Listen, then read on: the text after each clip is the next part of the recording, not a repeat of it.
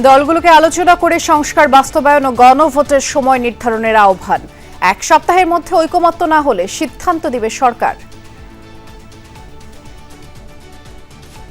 রাজনৈতিক দলগুলোকে স্বীয় উদ্যোগে সরকারকে ঐক্যবদ্ধ দিক নির্দেশনা প্রদান করার আহ্বান জানানো হয়। এমন নির্দেশনা পেলে সরকারের পক্ষে সিদ্ধান্ত গ্রহণ অনেক সহজ হবে। সংসদ নির্বাচনের ভবিষ্যৎ নির্ভর করছে দলগুলোর উপর। মত রাজনৈতিক বিশ্লেষকদের। আস্থা ধরে রাখতে সরকারকেই কার্যকর ভূমিকা রাখতে হবে। দেশ সংকটময় মুহূর্তে দাঁড়িয়ে গণতন্ত্রের পথে হাঁটা নির্ভর করছে নির্বাচনের উপর, বললেন সিইসি। ভোটের দায়িত্বে 10 লাখ জনবল। এই দেশের প্রত্যেকে মিলে সবার সহযোগিতা ছাড়া একটা সুন্দর নির্বাচন করা সম্ভব না। সরকারের খসড়া গাইডলাইন বাস্তবায়ন হলে ইন্টারনেটের খরচ বাড়বে 20%, বলছে আইএসপি। পরিকল্পনা থেকে না সরলে 2-3 মাসের মধ্যে শাটডাউন কর্মসূচির হুঁশিয়ারি। আরএসএফ এর নারকীয় তাণ্ডবে সুদানের আল ফাশির শহরে চরম মানবিক বিপর্যয়। সংকট সমাধানে মধ্যস্থতাকারী হিসেবে আরব আমিরাতকে মেনে নেবে না খার্তুম।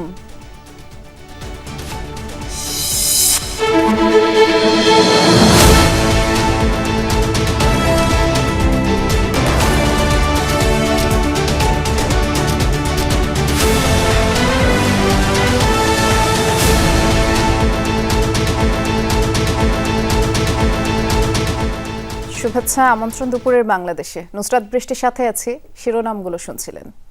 জুলাই সনদ বাস্তবায়ন প্রক্রিয়া ও গণভোট নিয়ে দলগুলোকে আগামী এক সপ্তাহের মধ্যে ঐকমত্যের ভিত্তিতে সুপারিশ জানানোর আহ্বান জানিয়েছে অন্তর্বর্তী সরকার।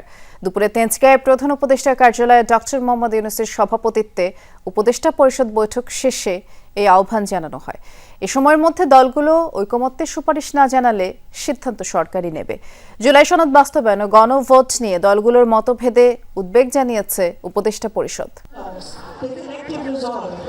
দেশে বিদ্যমান রাজনৈতিক টানাপোড়েনের সূত্রপাত জুলাই সনদ প্রস্তুত ও তার পরবর্তী ঘটনা প্রবাহকে কেন্দ্র করেই। শুরুতেই এনসিপির স্বাক্ষর অনুষ্ঠান বয়কট, অনুষ্ঠানের দিন বিক্ষোভ সহিংসতা, এরপর শুরু হয় বিএনপি ও জামায়াতের মধ্যে প্রকাশ্য দ্বন্দ্ব।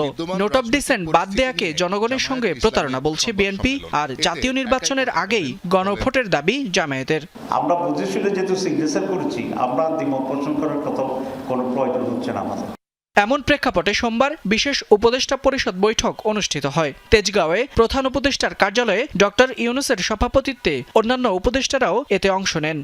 পরে প্রধান উপদেষ্টার তেজগাঁও কার্যালয়ে সংবাদ সম্মেলনে হাজির হন আইন উপদেষ্টা ডক্টর আসিফ নজরুল। জানান, জুলাই সনদ বাস্তবায়ন প্রক্রিয়া ও গণভোট নিয়ে দলগুলোর মতভেদে উদ্বেগ জানিয়েছে উপদেষ্টা পরিষদ। গণভোট কবে অনুষ্ঠিত হবে এবং এর বিষয়বস্তু কি হবে, এসব প্রশ্নে রাজনৈতিক দলগুলোর মধ্যে যে মতভেদ দেখা দিয়েছে, সেজন্য সভায় উদ্বেগ প্রকাশ করা হয়। স্ব-উদ্যোগে আলোচনা করে বিরোধপূর্ণ বিষয়ে সিদ্ধান্ত জানাতে রাজনৈতিক দলগুলোর প্রতি আহ্বান জানায় অন্তর্বর্তী সরকার। আসিফ নজরুল জানান, এক সপ্তাহের মধ্যে দলগুলো ঐকমত্যের ভিত্তিতে সুপারিশ না জানালে সিদ্ধান্ত নেবে সরকার। রাজনৈতিক দলগুলোকে স্বীয় উদ্যোগে নিজেদের মধ্যে আলাপ আলোচনা করে সম্ভাব্য দ্রুততম সময়ে, সম্ভব হলে আগামী এক সপ্তাহের মধ্যে সরকারকে ঐক্যবদ্ধ দিক নির্দেশনা প্রদান করার আহ্বান জানানো হয়। ওনারা যদি ঐক্যবদ্ধ নির্দেশনা না দিতে পারেন, অবশ্যই সরকারের মতো সিদ্ধান্ত নেবে। প্রধান উপদেষ্টার ঘোষিত ফেব্রুয়ারিতেই জাতীয় নির্বাচন অনুষ্ঠিত হবে বলে রাজনৈতিক দলগুলোকে সেই সংকল্পের কথা পুনর্ব্যক্ত করেছেন প্রধান উপদেষ্টা ডক্টর মোহাম্মদ ইউনূস। আমাদেরকে একটা ঐক্যবদ্ধ নির্দেশনা দিবেন, এই প্রত্যাশা করছি। ফয়সাল মাহমুদ, যমুনা নিউজ, ঢাকা। বিএনপি চেয়ারপারসনের গুলশান কার্যালয়ে দলটির স্থায়ী কমিটির বৈঠক চলছে, আর সেখানকার খোঁজখবর রাখছেন সহকর্মী আরেফিন শাকিল। তিনি অপেক্ষা করছেন আমাদের জন্য। আরেফিন, এই জরুরি বৈঠকের ব্যাপারে কোনো তথ্য আছে কিনা একটু জানাবেন। ধন্যবাদ বৃষ্টি। দুইটি বিষয় নিয়ে আজকের এই বৈঠক এবং সেই বৈঠকের প্রথমাংশ শেষের দিকে, এবং অর্থাৎ সরকারের সঙ্গে বা রাজনৈতিক দলগুলোর মধ্যে যে অচল অবস্থা তৈরি হয়েছে গণভোট নিয়ে এবং নোট অফ ডিসেন্ট নিয়ে, সেই বিষয় নিয়ে বিএনপির পক্ষ থেকে বিএনপি স্থায়ী কমিটির সদস্যরা বৈঠক করেছেন এবং সেখানে দলের করণীয় তারা ঠিক করেছেন। এবং সরকারের তরফ থেকে আপনি জানেন যে এরই মধ্যে রাজনৈতিক দলগুলোকে আলোচনা করার জন্য 1 সপ্তাহ সময় দেওয়া হয়েছে। আর সেই বিষয়ে দলের সিদ্ধান্ত কী হবে সেই বিষয় নিয়ে তারা মূলত একটি করণীয় তারা চূড়ান্ত করেছেন। 3টা নাগাদ সংবাদ সম্মেলনের মাধ্যমে সেটি তারা পরিষ্কার করবেন জাতির উদ্দেশ্যে। এর বাহিরে খানিক বাদে অর্থাৎ 2:30 থেকে 8টার সময় দলের সাংগঠনিক সম্পাদকদের সঙ্গে দলের যারা মনোনয়ন বোর্ডের সদস্যরা রয়েছেন, বিশেষ করে স্থায়ী কমিটির সদস্যরাই বিএনপির মনোনয়ন বোর্ডের সদস্য হিসেবে চিহ্নিত হন, তাদের সঙ্গে একটি বৈঠক রয়েছে। ধারণা করা হচ্ছে সেই বৈঠক থেকে মূলত দলের যেই মনোনয়নের যে চূড়ান্তের যে বিষয়টি সেটি অনেকাংশেই পরিষ্কার হবে। অর্থাৎ প্রত্যেক বিএনপির যে 10টি সাংগঠনিক বিভাগ রয়েছে, 10 জন সাংগঠনিক সম্পাদক এসেছেন এবং সহ সাংগঠনিক সম্পাদকরা এসেছেন, এবং তারা মূলত তাদের কাছে তাদের যেই সংসদীয় এলাকা রয়েছে সেসব এলাকার যারা বিএনপির দলীয় মনোনয়ন পেয়েছেন বা দলীয় প্রার্থী হিসেবে চূড়ান্ত হয়েছেন তাদের নাম ঘোষণা করে দেওয়া হবে এবং তারা সেই প্রার্থীদের সঙ্গে তারা কথা বলবেন এবং তারা যেন নির্বাচনী কাজে পুরো দমে তারা যেন গণসংযোগ শুরু করেন। এর পাশাপাশি প্রত্যেকটি জায়গায় যেহেতু বিএনপির একাধিক প্রার্থী রয়েছেন, ফলে সব জায়গায় এক ধরনের অসন্তোষ তৈরি হবে এবং দলীয় যে প্রতিযোগিতা সেই প্রতিযোগিতার কারণে অনেক সময় বিশৃঙ্খলা তৈরি হতে পারে, এবং সেগুলো যেন না হয়, সকল প্রার্থীরা যেন একসঙ্গে হয়ে ধানের শীষের পক্ষে যেন তারা ঐক্যবদ্ধ থাকেন, সেই দায়িত্ব দেওয়া হবে সাংগঠনিক সম্পাদক এবং সহ সাংগঠনিক সম্পাদকদের। এবং সেই কারণেই মূলত তাদেরকে ডাকা হয়েছে। তাদের সঙ্গে খানিক বাদে সেই বৈঠক শুরু হবে। সেই বৈঠকের পরেও সাংগঠনিক সম্পাদকরা নিঃসন্দেহে কথা বলবেন। তাদের কাছে কী দিক নির্দেশনা দেওয়া হয়েছে দলের পক্ষ থেকে সেটা আমরা জানাতে পারবো। তবে আমরা প্রাথমিকভাবে যদি জানতে পেরেছি প্রায় 2 থেকে 250 যে আসন রয়েছে সেই আসনে মূলত প্রার্থীদেরকে নাম চূড়ান্ত করে দেওয়া হবে। যেসব আসনে বিএনপির প্রাথমিকভাবে সম্ভাব্য প্রার্থী হিসেবে যাদেরকে চূড়ান্ত করা হয়েছে। এর বাহিরে যেসব আসনে জোট শরিকদের জন্য বিএনপি ছাড় দেওয়ার চিন্তা করছে সেসব আসনের এখন আপাতত সেগুলো বন্ধ রাখা হবে। অর্থাৎ নির্বাচনী যে কাজ সেই কাজ পুরোদমে বিএনপির মনোনয়নপত্র বাছাই, মনোনয়নপত্র দলীয় যে প্রার্থী চূড়ান্তের যে কাজ সেটি অনেকাংশেই বিএনপি চূড়ান্ত করে এনেছে। আজকের সেটির আনুষ্ঠানিক এগুলো নিয়ে হয়তো আলোচনা হবে। নিশ্চয়ই যখন প্রেস ব্রিফ করা হবে তখন জানাতে পারবো বিস্তারিত। ধন্যবাদ জানাচ্ছি আরেফিনকে। উচ্চকক্ষে পিয়ারের ব্যাপারে 8 দলের সবাই, জনগণ ও সরকার একমত। জুলাই সনদ বাস্তবায়ন না হলে এই চাওয়া পূরণ হবে না বলে মন্তব্য করেছেন জামায়াতে নায়েবে আমির ডাক্তার সৈয়দ আব্দুল্লাহ মোহাম্মদ তাহের। দুপুরে সমমনা 8 দলের যৌথ প্রেস ব্রিফিংয়ে অংশ নিয়ে এসব কথা বলেছেন তিনি। জানান, প্রধান উপদেষ্টার আহ্বানে অন্যরা সাড়া দিলে জামায়াতের আলোচনায় বসতে রাজি। যদি উপদেষ্টা পরিষদ কিছু না করে রাজনৈতিক দলগুলোর উপরেই দায়িত্ব ছেড়ে দেয়, তবে রেফারির দায়িত্ব পালন কে করবে এমন প্রশ্ন তোলেন আব্দুল্লাহ মোহাম্মদ তাহের। বিএনপির এক নেতা এক বক্তব্য দিয়ে বিভ্রান্তি ছড়াচ্ছে বলে তিনি অভিযোগ করেন। বলেন, জাতীয় নির্বাচনের দিনে গণভোট হলে গণভোটের কোনো মূল্যায়ন থাকবে না। নির্বাচন ঘিরে কোনো রাজনৈতিক জোট করছে না জামায়াত। এ সময় নির্বাচনে সমঝোতা করে একক প্রার্থী দেওয়ার কথাও জানান তিনি।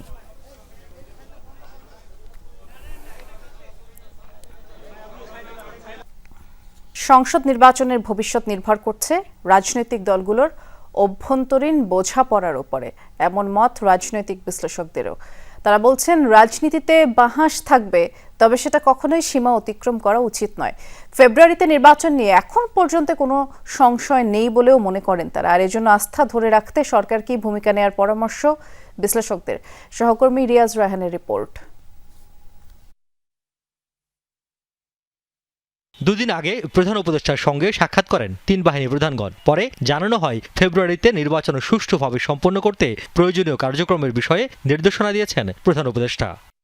সংস্কার প্রস্তাব বাস্তবায়ন, নির্বাচন, গণভোট সহ অন্যান্য বিষয়ে আলোচনা হয় সোমবারের উপদেষ্টা পরিষদের জরুরি বৈঠকে। পরে সংবাদ সম্মেলনে রাজনৈতিক দলগুলোকে নিজেদের মধ্যে আলোচনার আহ্বান জানানো হয়। সম্ভব হলে আগামী 1 সপ্তাহের মধ্যে সরকারকে ঐক্যবদ্ধ দিক নির্দেশনা প্রদান করার আহ্বান জানানো হয়।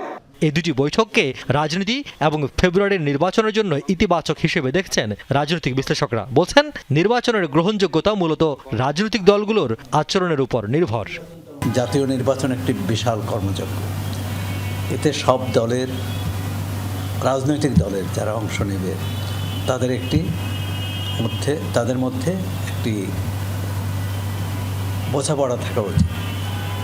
এখন যেভাবে এক দল আর এক দলের বিরুদ্ধে হুঙ্কার দিচ্ছেন, বাক্যবাণে জর্জরিত করছেন। এটি যদি নির্বাচন পর্যন্ত থাকে তাহলে সুষ্ঠু নির্বাচন করা কঠিন হবে। এই সংকট নিরসনে যে সরকার প্রস্তুত বা সরকার যথাযথ পদক্ষেপ নিয়েছে বা নির্বাচনের দিকে যে আমরা ঠিকঠাক মতো যাচ্ছি, এই বিষয়ে কোনো ধরনের নিশ্চয়তা যদি দেশের সরকার প্রধানের কাছ থেকে সরাসরি আসে তাহলে সেটা ডেফিনেটলি রিঅ্যাসিউরিং। সেটা আমার ধারণা রাজনৈতিক দলগুলো এখন যেমন একটু উত্তেজিত অবস্থায় আছে সেটাকে একটু শান্ত করবে। গণভোট ইলেকশনের দিন হতে পারে, ইলেকশনের আগেও হতে পারে, তবে এটা কোনো মেজর ইস্যু বলে আমরা মনে করি না।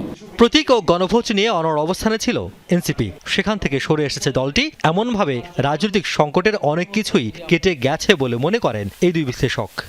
রেফারেন্ডামের সময় আগে এই সাথে করা যেটা হচ্ছে যে এটা গুরুত্বপূর্ণ, বাট এটা এমন গুরুত্বপূর্ণ না যে যেটার কারণে আপনি হচ্ছে গিয়ে নির্বাচন সরিয়ে ফেলতে পারবেন। এবং স্টেটমেন্ট তৈরি করার ক্ষেত্রেও সতর্ক হওয়া দরকার, যে যেটা বলা হচ্ছিল যে গণভোট যদি নির্বাচনের আগে না হয় তাহলে নির্বাচন পিছিয়ে যাক, এই ধরনের যে কথাবার্তা, এইটা হচ্ছে গিয়ে সংশয় তৈরি করে। এই জিনিসপত্রগুলো থেকে আমার মনে হয় যে আমাদের খুব স্ট্রংলি নিজেদেরকে ডিস্টেন্স রাখা উচিত। রাজনীতিতে একটা সৌহার্দ্যপূর্ণ সম্পর্ক থাকা উচিত। তর্ক বিতর্ক করবে। আমরা 8 মাস ধরে তো 30টি রাজনৈতিক দল একসঙ্গে বসে বিভিন্ন বিষয়ে আলোচনা করেছেন, উত্তপ্ত আলোচনা হয়েছে। অন্যের মতের প্রতি সম্মান দেখানো, নিজের মত প্রতিষ্ঠা করার পক্ষে যুক্তি দেওয়া হবে, কিন্তু অন্যের মতকে গায়ের জোরে নাকচ করে না দেওয়া হয়। আমাদের রাজনৈতিক দলগুলোর মধ্যে এই প্রবণতা তো আছে যে সব কিছু তারা নিজের পক্ষে নিতে চায়।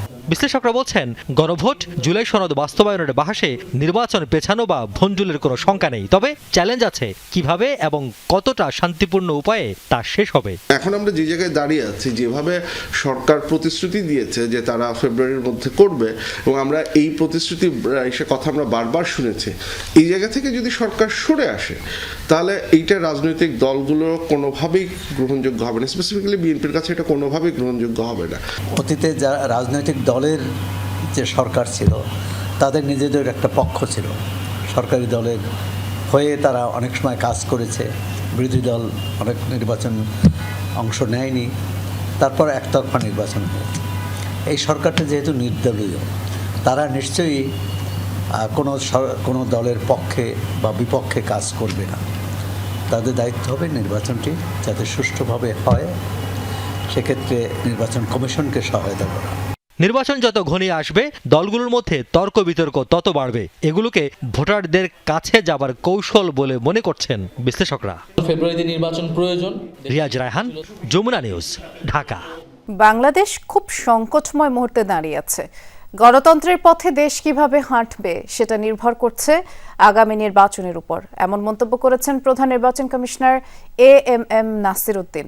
সকালে আনসার ভিটিপি নিরাপত্তা মহড়া ও প্রশিক্ষণ কার্যক্রম পরিদর্শন শেষে সিইসি কথা বলেন।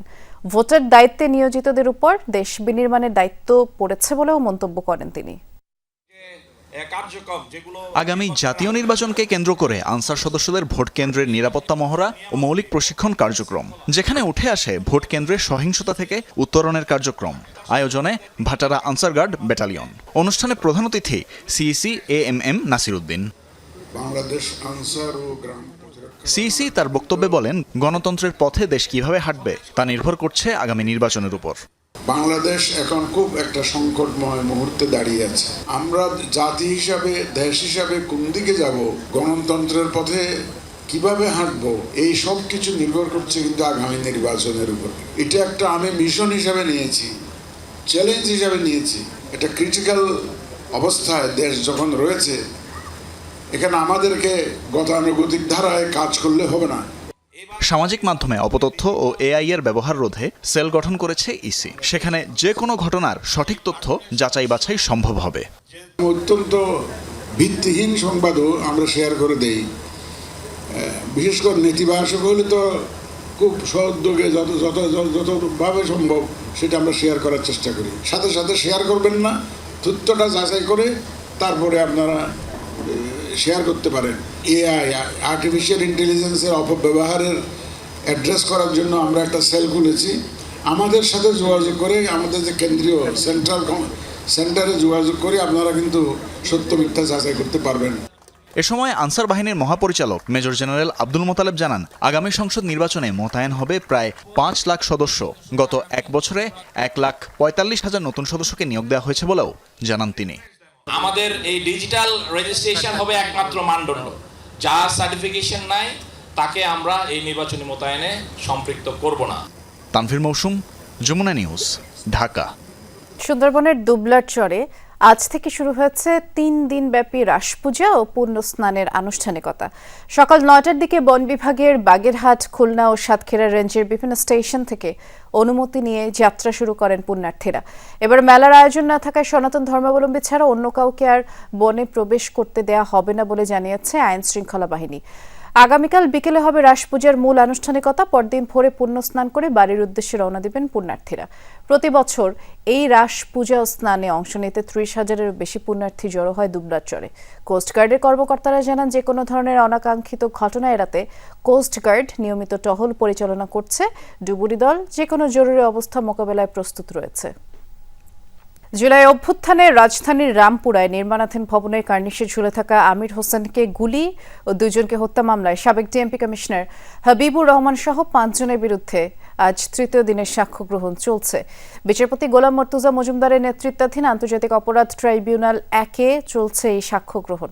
এর আগে প্রথম ও দ্বিতীয় দিন সাক্ষ্য দেন গুলিবিদ্ধ আমির হোসেন ও বাসিদ খান মুসার বাবা মুস্তাফিজুর রহমান। সাক্ষ্য গ্রহণে আমির হোসেন আন্দোলন চলাকালীন সময় নিজের গুলিবিদ্ধ হওয়ার নির্মম বর্ণনা তুলে ধরেন। বলেন, গুলির ভয়ে নির্মাণাধীন ভবনের ছাদের উপরে উঠেছিলেন তিনি, কিন্তু 3 জন পুলিশ তার পিছু নিয়ে পরপর 2 দফায় তাকে 6 রাউন্ড গুলি করে। গুলিবিদ্ধ হওয়ার পর জ্ঞান হারিয়ে ফেলেন আমির হোসেন। এদিকে গুলিবিদ্ধ মুসার বাবা জবানবন্দিতে বলেছেন, তার চোখের সামনে ছেলেকে ও মাকে গুলিবিদ্ধ হতে দেখেন, আর এই ঘটনায় দায়ীদের কঠোর শাস্তি চান তিনি।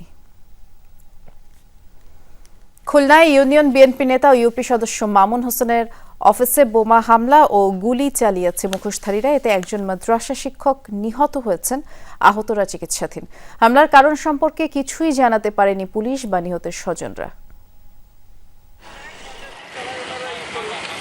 খুলনায় বিএনপি নেতার অফিস। গতরাতে নগরীর কুয়েট রোডের এই অফিসে দুর্বৃত্তদের হামলার পর থেকে আতঙ্ক গোটা এলাকায়। স্থানীয়রা জানায়, দলীয় কার্যক্রম চালাতে অফিসটিতে বসতেন যোগীপোল ইউনিয়ন বিএনপির সাংগঠনিক সম্পাদক ও ইউপি সদস্য মামুন হোসেন।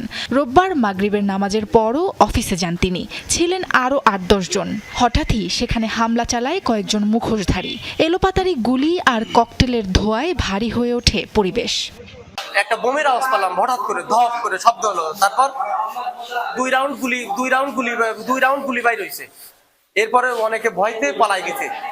পালাই যাওয়ার পরে আমিও শাটার টানাই দিছি যে কোনো বিপদ হয়তো হতে পারে। মেম্বার এই রাত্রির বেলায় বসে, দিনে মানে পাওয়া যায় না, তো মেম্বার অফিসে গেছিল মাহফিলি টাকা আনতে।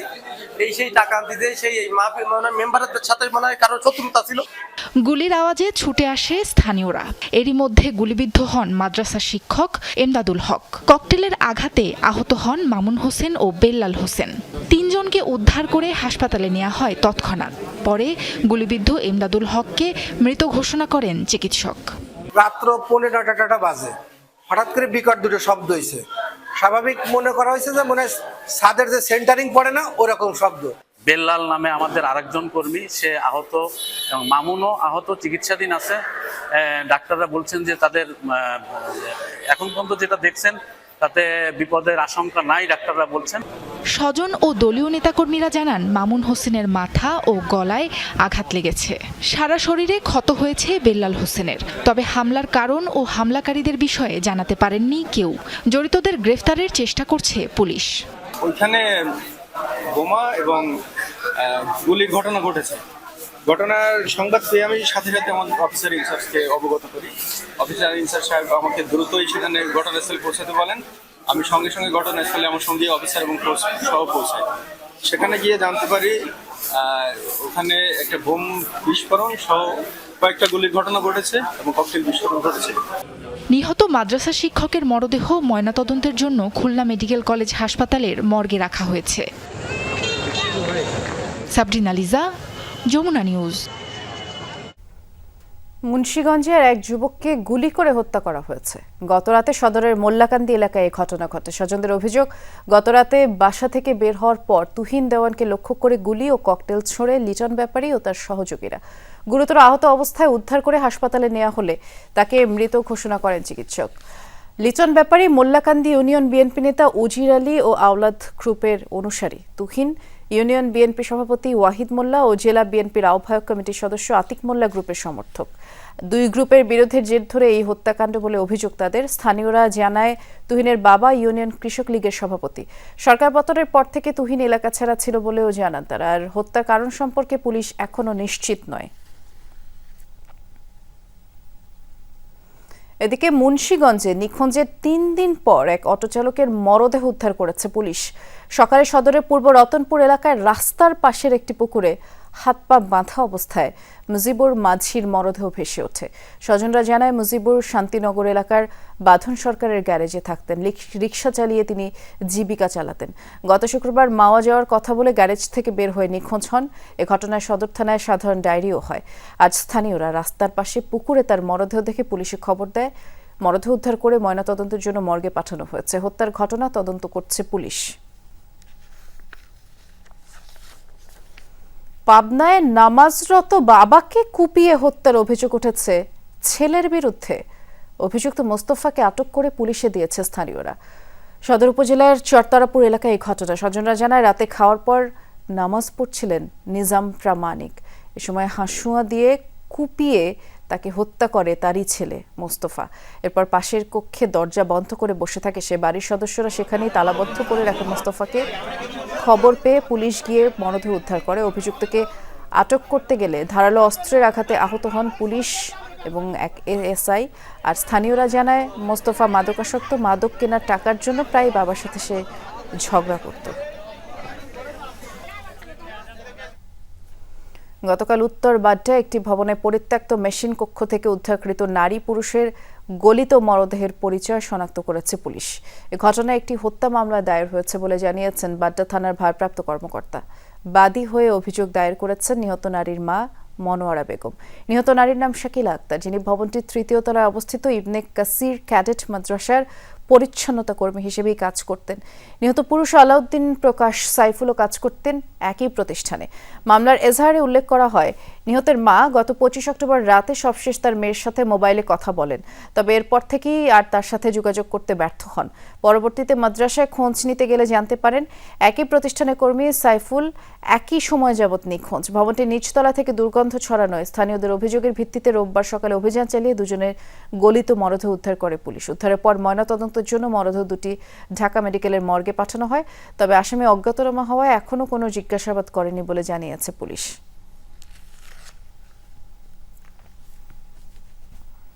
শনাক্ত করা গেছে এবং এই সংক্রান্তে একটা মামলা রুজু হয়েছে, হত্যা মামলা রুজু হয়েছে।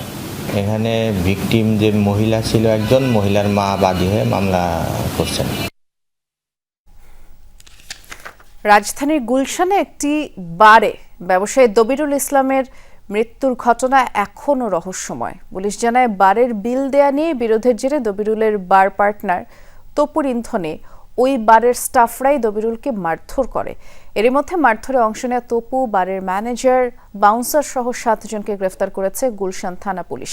বিস্তারিত সহকর্মী রাব্বি সিদ্দিকীর রিপোর্টে।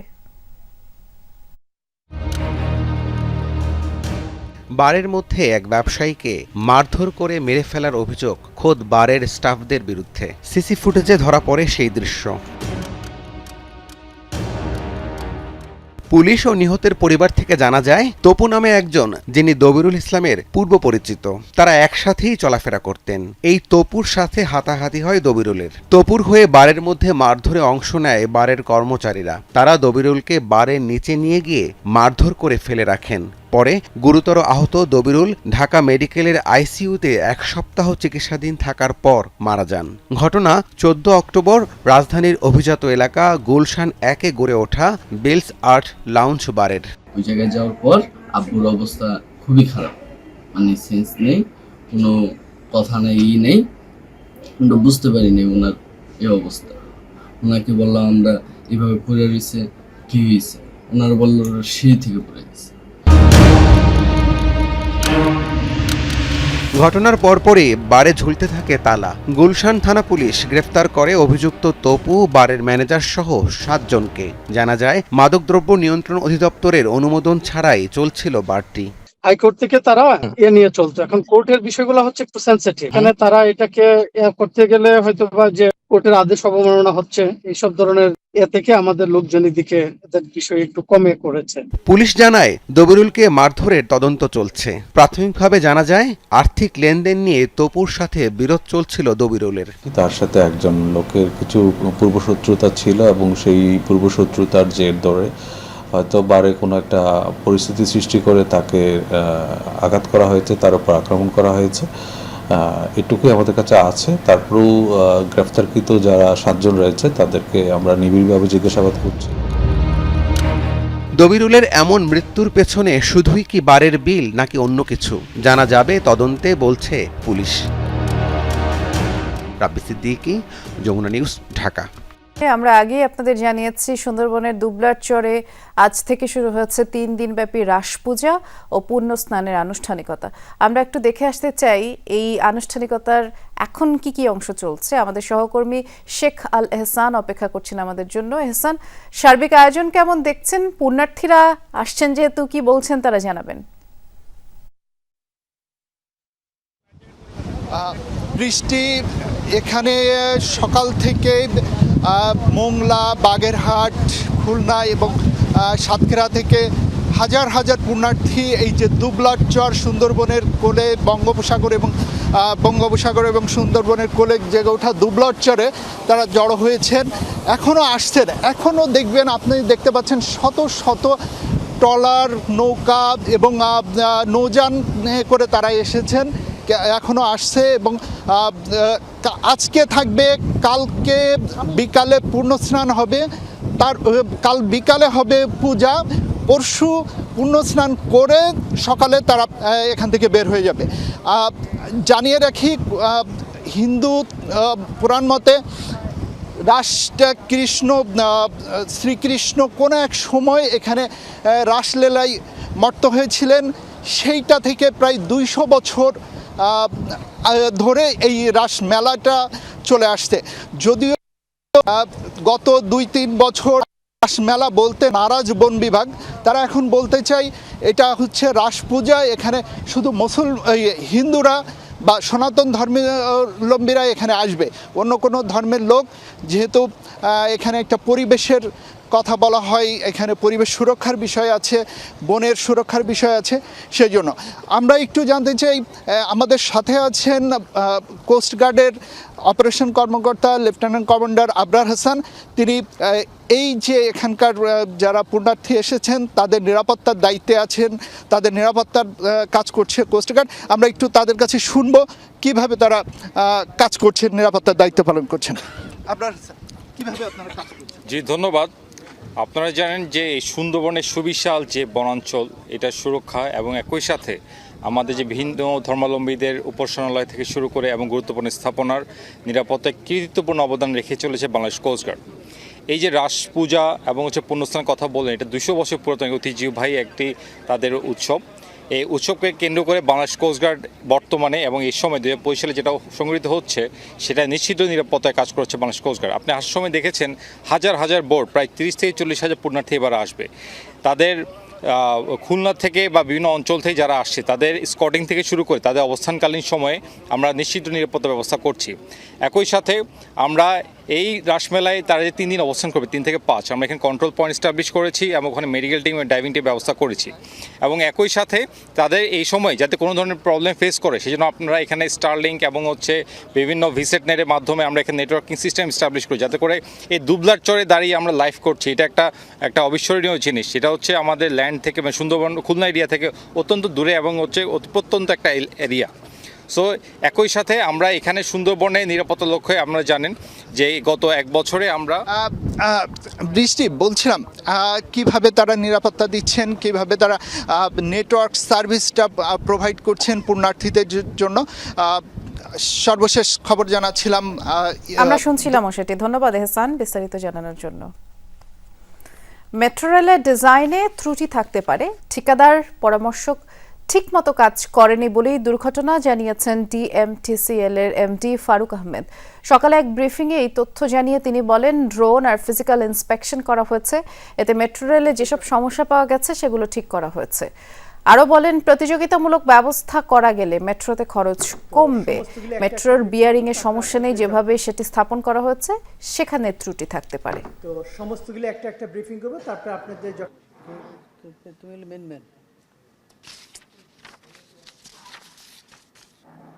আমাদের ব্রিফিং এর দোষ কিন্তু বিয়ারিং এর না, বিয়ারিং যে লাগাইছে যেভাবে লাগানো হয়েছে ওইগুলি আমাদের দেখতে হবে। তো যেহেতু এখন investigation committee within one more week রিপোর্টটা দিবে, তারপরে হয়তো আমরা আরেকটা প্রেস কনফারেন্স করতে হবে, ওই আপনাদের জানাই দিতে হবে যে তাদের কি রিকমেন্ডেশন। খসড়া গাইডলাইন কার্যকর হলে গ্রাহক পর্যায়ে ইন্টারনেট সেবার খরচ 20% পর্যন্ত বৃদ্ধি পাবে। সংবাদ সম্মেলনে এমন তথ্য জানান আইএসপি অ্যাসোসিয়েশনের সভাপতি আমিনুল হাকিম। এই গাইডলাইন থেকে সরে না আসলে 2-3 মাস পর শাটডাউন কর্মসূচি ঘোষণা দেন তিনি। অভিযোগ করেন, নীতিমালায় মোবাইল কোম্পানিগুলোকে ফিক্সড ওয়্যারলেস অ্যাক্সেস এবং লাস্ট মাইল ফাইবার সংযোগের মাধ্যমে ফিক্সড কানেক্টিভিটি দেওয়ার অনুমোদন দেওয়া হয়েছে। এতে দেশীয় বিনিয়োগে গড়ে ওঠা আইএসপির জন্য অসম প্রতিযোগিতা তৈরি হবে, অনিশ্চয়তার মুখে পড়বে বিনিয়োগ। আর ইন্টারনেটের মূল্য নির্ধারণে রাজনৈতিক দলগুলোর হস্তক্ষেপ কামনা করেছে উদ্যোক্তারা। বলেন, সবার প্রত্যাশা নির্বাচিত সরকার এবং দায়িত্বশীল নেতৃত্ব।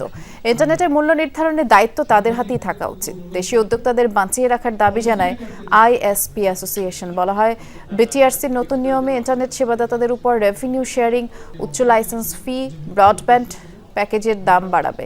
এতে শিক্ষা, স্বাস্থ্য, ডিজিটাল লাইফস্টাইল এবং ব্যবসায়িক কার্যক্রমও বাধাগ্রস্ত হবে। দেশীয় উদ্যোক্তা আমাদের বাংলাদেশের সিটিজেনদের ভুলটা ছিল কি? দেশে ইনভেস্টমেন্ট করে ব্যবসা পরিচালনা করা। রেভিনিউ শেয়ার চাচ্ছেন। আপনি যদি 100 টাকা পরিশোধ করেন, সেই 100 টাকা থেকে সরকার নতুন করে 5.5 টাকা দাবি করছে। 1975 সালের 15 আগস্ট বঙ্গবন্ধু শেখ মুজিবুর রহমানকে সপরিবারে হত্যার পর ওই বছরই 3 নভেম্বর কেন্দ্রীয় কারাগারে হত্যা করা হয় তার ঘনিষ্ঠ জাতীয় 4 নেতাকে। মুক্তিযুদ্ধে অর্জিত বাংলাদেশকে হত্যা করতেই এই কালো অধ্যায়। বিশিষ্টজনরা বলছেন, ব্যক্তিকে হত্যা করা গেলেও আদর্শের মৃত্যু নেই। 1975 সালের 15 আগস্ট সপরিবারে হত্যা করা হয় তৎকালীন রাষ্ট্রপতি শেখ মুজিবুর রহমানকে। এর কিছুদিন পরই ঢাকা কেন্দ্রীয় কারাগারে খুন হন বঙ্গবন্ধুর ঘনিষ্ঠ রাজনৈতিক সহচর জাতীয় 4 নেতা। কারাগারে বন্দী অবস্থায় জীবন দিতে হয় মুক্তিযুদ্ধের নেতৃত্ব দেয়া সৈয়দ নজরুল ইসলাম, তাজউদ্দিন আহমদ, ক্যাপ্টেন এম মনসুর আলী ও AHM কামরুজ্জামানকে। 1971 সালের 26 মার্চ পাকিস্তান হানাদার বাহিনীর হাতে শেখ মুজিবুর রহমান গ্রেফতারের পর মুজিবনগর সরকার গঠন করা হয়। এই সরকারের অস্থায়ী রাষ্ট্রপতি ছিলেন সৈয়দ নজরুল ইসলাম, প্রধানমন্ত্রী তাজউদ্দিন আহমদ, অর্থমন্ত্রী এম মনসুর আলী, খাদ্য ও ত্রাণ মন্ত্রী AHM কামরুজ্জামান। কলঙ্কজনক এই দিনটিকে জেল হত্যা দিবস হিসেবে পালন করে বেশ কয়েকটি রাজনৈতিক দল। 1996 সালে জেল হত্যা মামলার বিচার শুরু হয়। বেশ কয়েকটি ধাপ অতিক্রম করে অবশেষে কয়েক আসামির মৃত্যুদণ্ডের রায় প্রদান এবং কার্যকর হয়। জিনা তারা লাবণী, যমুনা নিউজ, ঢাকা। খাগড়াছড়ির মহালছড়িতে জরাজীর্ণ এক সেতুর কারণে জনদুর্ভোগ চরমে। দুপাশে ভেঙে পড়া সেতুর উপর দিয়ে ঝুঁকি নিয়ে চলাচল করছে কয়েক গ্রামের মানুষ। গাড়ি চলাচল বন্ধ, ব্যাহত হচ্ছে রোগী ও পণ্য পরিবহন। অনুন্নত যোগাযোগ ব্যবস্থায় ক্ষুব্ধ স্থানীয়রা। দুই পাশে কাঠ দিয়ে চলছে ঝুঁকিপূর্ণ পারাপার। সেতুর নিচের পলেস্থরা খসে পড়ে বেরিয়ে এসেছে রড কংক্রিট। মহালছড়ি সিঙ্গি নালা সড়কের কাপ্তাই পাড়া সেতুর এমন বেহাল দশা। লোকজন কোনো মতে ঝুঁকি পার হলেও যাত্রীবাহী ও পণ্যবাহী গাড়ি চলাচল বন্ধ। চরম ভোগান্তিতে কয়েক গ্রামের মানুষ। গাছ নিয়ে যাব, ধান নিয়ে যাব, বিভিন্ন জিনিসপত্র নিয়ে যাব, এটাই সমস্যা। এখানে বড় যানবাহন যাওয়ার কোনো ব্যবস্থা নাই। অনেক কষ্ট আর কি, এগুলা যাইতে আইতে অনেক ছোট গাড়ি যাইতে হয়, বড় গাড়িও যাইতে পারে না। প্রায় 2 বছর অবধি ভেঙে পড়ার পর আমাদের যাতায়াতে অসুবিধা, মানে মালামাল আনতে পারি না। কবে হবে তা তো বলতে পারতেছি না, কিন্তু হবে শুনতেছি। কিন্তু আমাদের এখানে গাড়ি চালাতে কিন্তু ভয় করে। মহালছড়ি উপজেলা সদরের সাথে সিঙ্গিনালা, মোবাছড়ি ইউনিয়ন ও আশেপাশের কয়েকটি এলাকার সড়কের সাথে কাপ্তাইপাড়ার ছোট্ট সেতুটি সংযুক্ত। কয়েক যুগ আগে নির্মিত সেতুটির দুপাশের সংযোগস্থল ভেঙে পড়ায় কাঠ দিয়ে ঠেকিয়ে রাখা হয়েছে। একটা জরুরি রোগী হয়, রোগীগুলো আনতে পারে না, মানুষের স্কুলে যাতায়াত কষ্ট। এই ব্রিজটা ভেঙে যাওয়াতে কিন্তু এলাকার মানুষ খুবই দুর্বিষহ জীবনযাপন করতেছেন। কাপ্তাইপাড়া ব্রিজ যেন তাই তাড়াতাড়ি মেরামত করা হয়। মালামাল ক্যারি করতে খুবই অসুবিধা হচ্ছে, বাজারে আসা যাওয়া খুব বিঘ্নিত হচ্ছে। সেতু সংস্কারের দরপত্র প্রক্রিয়াধীন উল্লেখ করে এলজিইডি বলছে নকশা জটিলতায় আটকে আছে কয়েকটি সেতুর কাজ। আমরা আপ করার জন্য কিছুটা আপ করার জন্য ফেরত পাঠাই এবং অনুমোদন চলে আসে। বর্তমানে দরপত্র প্রক্রিয়াধীন আছে, সেটাই শুরু করব কাজটা। মামুন রশিদ তৌফি, যমুনা নিউজ। সুদানের চলমান সংকট সমাধানে মধ্যস্থতাকারী হিসেবে আরব আমিরাতকে মেনে নেবে না খার্তুম স্পষ্ট জানিয়ে দিয়েছেন দেশটির শীর্ষ কূটনীতিক ইমাদ এলদিন মুস্তফা আদাউই। আরএসএফকে সন্ত্রাসী সংগঠন হিসেবে ঘোষণার জন্য আন্তর্জাতিক সম্প্রদায়ের প্রতি আহ্বান জানান তিনি। আধা সামরিক বাহিনীটির সাথে খার্তুম প্রশাসন কোনো ধরনের আলোচনায় বসবে না বলে সাফ জানিয়ে দেন আদাউই। অন্যদিকে চরম মানবিক সংকটের মাঝে প্রাণ বাঁচাতে দারফুর ও কর্দোফান ছেড়ে পালাচ্ছে হাজার হাজার মানুষ। যেই সংযুক্ত আরব আমিরাতের বিরুদ্ধে উঠেছে সুদানে গণহত্যা ও যুদ্ধাপরাধে সম্পৃক্ততার অভিযোগ, সেই দেশই আবার রয়েছে দেশটির শান্তি আলোচনার মধ্যস্থতাকারী হিসেবে। সুদানের রাজনৈতিক সমাধানে পৌঁছানোর লক্ষ্য নিয়ে গেল সেপ্টেম্বরে যুক্তরাষ্ট্রের নেতৃত্বে গঠিত কোয়ার্টেট জোটের সদস্য আমিরাতের পাশাপাশি রয়েছে মিশর ও সৌদি আরব। তবে মধ্যস্থতাকারীর ভূমিকায় আবুধাবি থাকলে জোটটির উদ্যোগে কোনো ধরনের আলোচনায় অংশ নেবে না সুদান। জোর গলায় একথা জানিয়েছেন মিশরে নিযুক্ত সুদানের রাষ্ট্রদূত ইমাদ এলদিন মুস্তাফা আদাউই। দেশটির বিরুদ্ধে প্যারামিলিটারি বাহিনী আরএসএফকে আর্থিক ও অস্ত্র সহায়তা দেওয়ার অভিযোগও তোলেন তিনি। যতক্ষণ সংযুক্ত আরব আমিরাত মধ্যস্থতাকারীর ভূমিকায় রয়েছে, আমরা জোটের উদ্যোগে কোনো ধরনের আলোচনায় অংশ নেব না। আবুধাবি চাইলেই তাদের আসল অবস্থান পরিষ্কার করতে পারে, কিন্তু আমরা তাদেরকে নিরপেক্ষ মধ্যস্থতাকারী হিসেবে ভরসা করছি না। আরএসএফের বিরুদ্ধে বেসামরিক নাগরিকদের ওপর যুদ্ধাপরাধ ও গণহত্যা চালানোর অভিযোগ তোলেন আদাউই। এমন পরিস্থিতিতে কেবল নিন্দা না জানিয়ে আন্তর্জাতিক সম্প্রদায়ের প্রতি কার্যকর ব্যবস্থা নেয়ার আহ্বান জানান তিনি। আন্তর্জাতিক মানদণ্ড অনুযায়ী আরএসএফকে একটি সন্ত্রাসী সংগঠন হিসেবে ঘোষণার দাবিও তোলেন সুদানের এই শীর্ষ কূটনীতিক। প্যারামিলিটারি বাহিনীর সঙ্গে খার্তুম সরকার ও সেনাবাহিনী কোনো আলোচনায় বসবে না বলেও স্পষ্টভাবে জানান তিনি। অন্যদিকে আরএসএফ আল-ফাশিরের দখল নেয়ার পর থেকে চলছে ব্যাপক বাস্তুচ্যুতি। পালিয়ে আসা হাজার হাজার মানুষ আশ্রয় নিচ্ছে নর্দার্ন প্রদেশের আল-দেবা শহরে। সুদান প্রশাসন জানিয়েছে নতুন আশ্রয় শিবিরে ব্যবস্থা করা হয়েছে খাদ্য, চিকিৎসা ও নিরাপত্তার। আল-দেবায় এরই মধ্যে আশ্রয় নিয়েছে 4000-এরও বেশি মানুষ।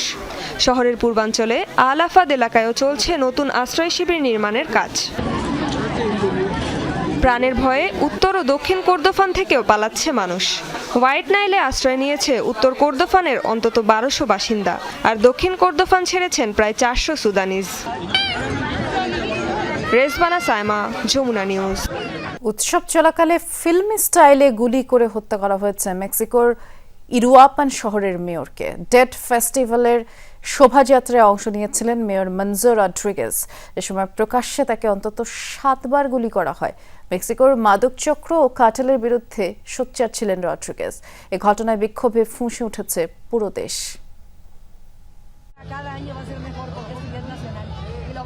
ডে অফ দ্য ডেড বা মৃত মানুষের আত্মার উৎসব চলছিল মেক্সিকোর উরুয়াপান শহরে, যেখানে অন্যান্যদের মতো অংশ নিয়েছিলেন শহরটির মেয়র মঞ্জো রড্রিগেজ।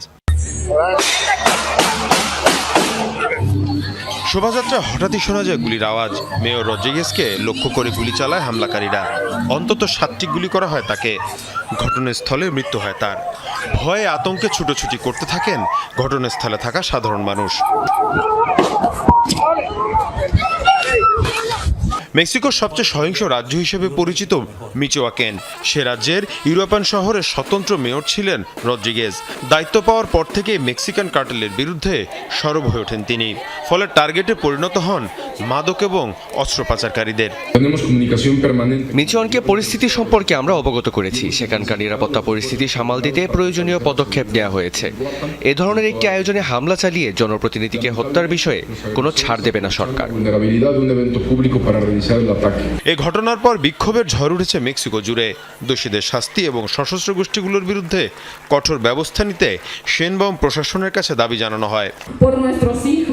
কার্লোসকে হত্যা করে তার কাজকে নিঃশেষ করা যাবে না। আমরা তার দায়িত্ব পালন করে যাব। ভবিষ্যৎ প্রজন্মের নিরাপত্তার জন্য আমাদের লড়াই চলবে। প্রেসিডেন্টকে বলছি, আপনি দ্রুত এখানে বিশেষ অভিযান শুরু করুন। আমরা সন্ত্রাসীদের কারণে শেষ হয়ে যাচ্ছি। প্রায় 2 দশক ধরে মিচোয়াকেন রাজ্যে সহিংসতা চালিয়ে আসছে মাফিয়া এবং কার্টেলগুলো। মীর মুশফিকা হাসান, যমুনা নিউজ। ভারতের তেলেঙ্গানায় এক ভয়াবহ সড়ক দুর্ঘটনায় 3 মাস বয়সী এক শিশুসহ অন্তত 19 জন প্রাণ হারিয়েছে, বেশ কয়েকজন আহত হয়েছে। সোমবার সকাল 7:30টার দিকে চেফেল্লায় দুর্ঘটনা ঘটে। 40 জন যাত্রী নিয়ে মির্জাগুদা থেকে রাঙ্গারেড্ডি যাচ্ছিল বাসটি। পুলিশ জানায় একটি পাথর বোঝাই ট্রাক মোটরসাইকেলকে ওভারটেক করার সময় আরেকটি বাসের সাথে মুখোমুখি সংঘর্ষে জড়ায়। ট্রাকটি উল্টে যাওয়ায় এতে থাকা পাথর বাসের উপরে গিয়ে পড়ে। এর ফলে হতাহতের শিকার হয় বহু মানুষ। দুর্ঘটনার পর বাসের যাত্রীদের উদ্ধার করে বাইরে আনা হয়, আর আহতদের দ্রুত পাঠানো হয় স্থানীয় হাসপাতালে। এ ঘটনায় গভীর শোক প্রকাশ করেছেন তেলেঙ্গানার মুখ্যমন্ত্রী রেভান্ত রেড্ডি। আহতদের দ্রুত যথাযথ চিকিৎসা নিশ্চিতের নির্দেশ দিয়েছেন তিনি। এই ছিল দুপুরে বাংলাদেশের আয়োজনে। সাথে থাকার জন্য ধন্যবাদ সবাইকে।